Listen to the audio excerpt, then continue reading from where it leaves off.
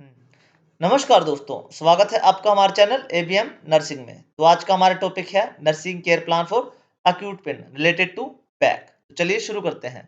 सबसे पहले हम वो डॉक्यूमेंट देखते हैं जिसमें नर्सिंग केयर प्लान बनाया जाएगा।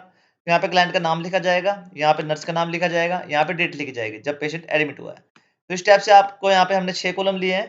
ठीक है, तो आप मतलब आप क्या कर सकते हो, 4 या 5 कॉलम भी ले सकते हो। तो सबसे पहला कॉलम है इसका असेसमेंट का, जिसमें सब्जेक्टिव ऑब्जेक्टिव डेटा आएगा। फिर आते हैं nursing diagnosis, goals, intervention, rational और इवैल्यूएशन। हम क्या करेंगे, वन बाय वन सारे कॉलम्स का डेटा क्या करेंगे, समझते चलेंगे। लास्ट में क्या करेंगे, सारे डेटा को इस टेबल में पुट कर देंगे, तो हमारा नर्सिंग केयर प्लान बन के तैयार हो जाएगा। तो उससे पहले हमने क्या लिया है, एक पेशेंट की हाइपोथेटिकल प्रोफाइल ले ली है, जिसमें हमने नेम लिखा है, यहाँ पे पेशेंट का एज लिखी है, जेंडर लिखा है, ऑक्यूपेशन लिखी है, क्या ऑक्यूपेशन है उनका, एड्रेस लिखा है, कहाँ से बिलोंग करते हैं वो, मैरिटल स्टेटस लिखा है, मैरिड है अनमैरिड है, एड्रेस एडमिशन डेट लिखी है, कब एडमिट हुए हैं वो, डायग्नोस लिखा है, क्रोनिक लो बैक पेन है उनको, मेडिकल हिस्ट्री क्या है उनकी, पास्ट 8 मंथ से उनको क्या है, बैक पेन हो रहा है और ये वर्स हो रहा है काफी, मतलब जैसे वो लॉन्ग आवर के लिए स्टैंड करते हैं ना काम पे, तो ये वर्स हो जाता है, जो पेन है वो काफी दिक्कत वाले सीवियर हो जाता है, मतलब मेजर कोई पास्ट इलनेस नहीं है पेशेंट को, एलर्जी कोई नहीं है पेशेंट को, वेट इतना, हाइट इतनी है। तो ये हो गया आपका पेशेंट प्रोफाइल, जिसको आप असाइनमेंट सबमिट करोगे तो आप आइडेंटिफिकेशन डेटा भी लिख सकते हैं। तो उसके बाद हमारा जो सबसे पहला कॉलम है वो आता है असेसमेंट का, जिसमें हम सब्जेक्टिव डेटा लिखते हैं, जिसको जो होता है मतलब जो कि पेशेंट खुद बताता है कि क्या फील कर रहा है वो, और लिखते हैं हम ऑब्जेक्टिव डेटा जो नर्स खुद ऑब्जर्व करती है। तो पेशेंट क्या बता रहे हैं यहाँ पे कि उसकी बैक हर्ट करती है काफी, मतलब जो कमर है उसकी काफी हर्ट करती है जब भी वो काफी देर तक खड़े रहते हैं।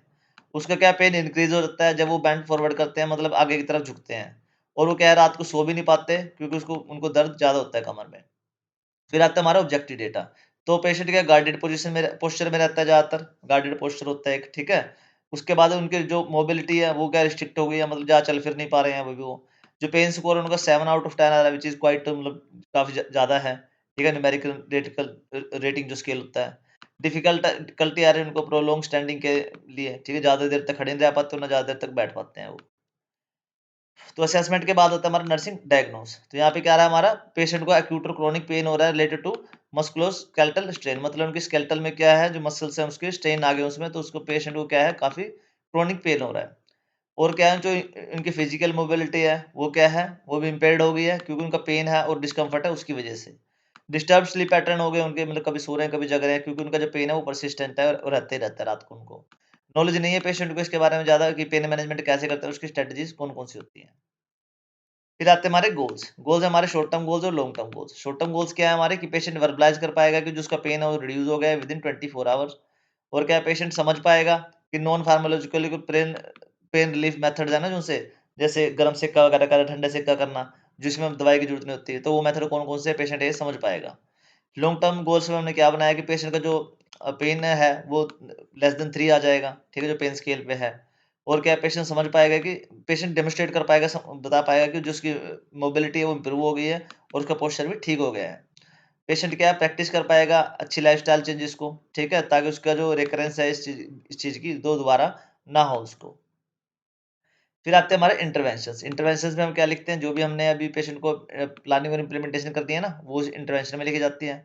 तो पेन की इंटेंसिटी को एसेस करते रहना है, लोकेशन को एसेस देखना है कि कहाँ पे हो रहा है पेन, और ड्यूरेशन को देखना है कि कितने देर के लिए हो रहा है वो, यूजिंग पेन स्केल। एनकरेज करना है पेशेंट को कि एक करेक्ट पोस्चर बना के रखे हो, मतलब स्टैंडिंग और सीटिंग के दौरान। और क्या करना है, उनको बैक सपोर्ट प्रोवाइड करना है, और कंफर्टेबल पोजिशनिंग क्या करना है, उनको प्रोवाइड करना है। अप्लाई करना है नॉन फार्माकोलॉजिकल मेथड्स को, जैसे हॉट कोल्ड पैक्स हो गए, रिलैक्सेशन टेक्निक्स होगी, मसाज वगैरह होगी। और क्या करना है, एनकरेज करना है पेशेंट को माइल्ड स्ट्रेचिंग के लिए, थोड़ी बहुत स्ट्रेचिंग के लिए और फिजियोथेरेपी के लिए, जहाँ तक उन पे बर्दाश्त हो सके। एडमिनिस्टर करना है पेशेंट को एल्जेसिक्स के लिए, और मसल रिलैक्सेंट होते हैं जो उनसे उनके लिए, जैसे डॉक्टर ने प्रिस्क्राइब करे हों। और करना है पेशेंट को क्या करना है, एजुकेट करना है उसको लाइफस्टाइल चेंजेस के से रिलेटेड चीजें, जैसे वेट कंट्रोल करने के लिए, रेगुलर एक्सरसाइज के लिए, और अवॉइड करने के लिए कि हैवी लिफ्टिंग ना करें वो। फिर आते हैं हमारे रैशनल्स। रैशनल्स में हम क्या लिखते हैं कि असेसमेंट, मतलब जो भी हमने इंटरवेंशन किया है वो क्यों किए हैं, और रैशनल्स में लिखे जाते हैं। तो असेसमेंट कर रहे हैं हम, ताकि इवैल्यूएट कर पाएँ कि अब जो ट्रीटमेंट उसको इंटरवेंशन दिया जा रहा है उसकी इफेक्टिवनेस कितनी है। करेक्ट पोस्चर के लिए बोल रहे हैं पेशेंट को, ताकि उसकी जो स्पाइन में है वो जो स्ट्रेस पड़ रहा है ना वो कम हो सके। सपोर्ट कर रहे हैं पेशेंट को, ताकि सपोर्टिव पोजीशनिंग कर रहे हैं उसकी, ताकि जो पेन है उसको डिक्रीज हो सके और मसल में स्ट्रेन है ना वो कम हो सके। हीट कोल्ड कर मसाज दे रहे हैं उसको, ठीक है, ताकि मसल का टेंशन है वो क्या उसके रिलीज हो सके और कम हो सके, रिलीव हो सके। स्ट्रेचिंग दे रहे हैं उसको, स्ट्रेचिंग करने के लिए बोले ताकि फ्लेक्सिबिलिटी आए और मोबिलिटी आए पेशेंट में। मेडिकेशन दे रहे हैं ताकि उसको पेन कम हो और इन्फ्लेमेशन भी कम हो। एजुकेशन दे रहे हैं पेशेंट को कि उसकी long term self care improve हो सके और वो रिकरेंस उसकी इस चीज़ की ना हो पेशेंट में। फिर लास्ट में आता है हमारा इवैल्यूएशन। इसमें हम जो भी हमने पेशेंट को इंटरवेंशन दिया उसका क्या रिजल्ट आया वो इवैल्यूएशन में लिखा जाता है। तो पेशेंट क्या है रिपोर्ट कर पा रहा है कि उसका जो पेन है वो रिलीफ हो गया है और जो स्कोर में अगर देखा जाए तो उसका लेस देन 3 आ गया है, मतलब काफ़ी रिलीफ है पेशेंट को। पेशेंट क्या है रात को सो पा रहा है अच्छी तरह से और काफ़ी अच्छा मतलब काफ़ी अच्छा मतलब वो क्या है कंफर्टेबल फील कर रहा है वो। मोबिलिटी क्या उसकी इंप्रूव हो गई है और स्टिफनेस उसकी काफ़ी कम हो गई है जो जकड़न सी थी।